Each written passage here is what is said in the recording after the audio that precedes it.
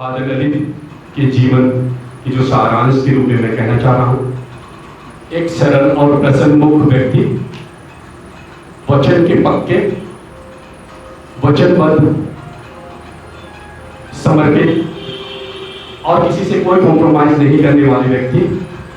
अगर हाँ तो हाँ है, नहीं तो नहीं है।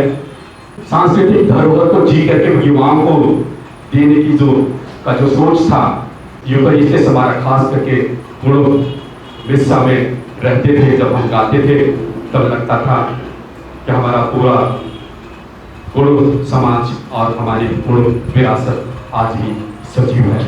इस सजीवता को बनाए रखने में फादर ललित ने बहुत योगदान दिया।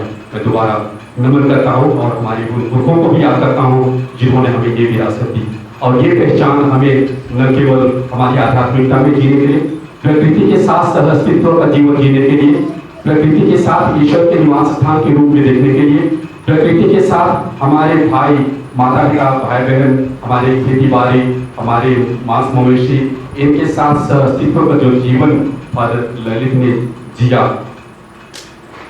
और आज वो हमें दे रहे हैं।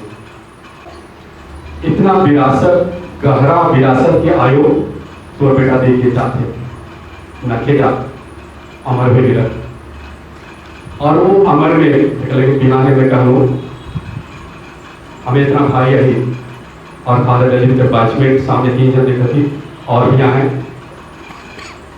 ये विरासत राउर जिंदगी से, राउर सरल जीवन से, राउर पारिवारिक जीवन से, राउर जे दीदी की बेटा के वो विरासत के हमारे आदिवासी समाज आए भी चिंता रहता है।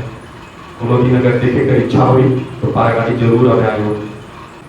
भाई ललित बेटा ललित आए जिंदा है, पुनरुत्थान का जीवन में जिंदा है।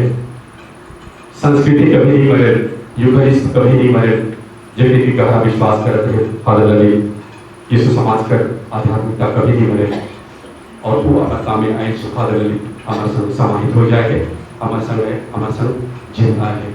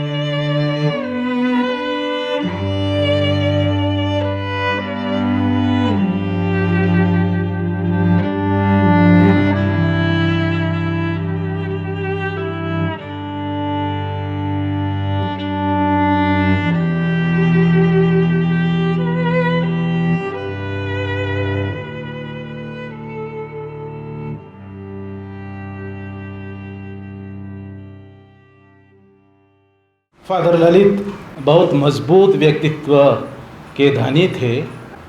वे बहुत ही गहरी आध्यात्मिकता रखने वाले व्यक्ति थे और ये एक बुलाहट ही मैं मानता हूँ। फादर ललित को यीशु ख्रीस्त के साथ दुख भोग या फिर उस क्रूस या कलवारी के रास्ते पर चलने की विशेष बुलाहट मिली थी। और यीशु ख्रीस्त चुनौती देते हैं, जो मेरा अनुकरण या अनुसरण करना चाहता है वो यदि मैं जो कहता हूँ, जो बोलता हूँ, जो करता हूँ वो करता है और मेरे जैसे दुख भी भोगने या दुख के रास्ते से चलना चाहता है और चलता है, तो वो मेरी महिमा में भी शामिल होगा। फादर ललित ने यीशु ख्रीस्त के साथ दुख भोगा है। कठिन रास्ता से वे होकर प्रभु की सेवा, लोगों की सेवा करने की बुलाहट पाई है और शुरू से ही वो उस दुख भोग या कलवारी के रास्ते पर चले हैं और निश्चय ही प्रभु आज उनको अपनी महिमा में बुला लिए हैं, अपने उस अपार महिमा के सहभागी बना रहे हैं। वही प्रभु का फल है, अनंत और अपार महिमा। इसी विश्वास के साथ आइए हम फादर ललित को उनके सभी कार्यों के लिए धन्यवाद दें। जो भी सेवा उन्होंने की है, उन्होंने जो नमूना दिया है कठिन रास्ते पर चलने का, प्रभु के साथ दुख भोग के रास्ते पर चलने का और उनके महिमा की आशा करते हुए काम करने का जो नमूना दिया है, वो हमारे अनुकरणीय है।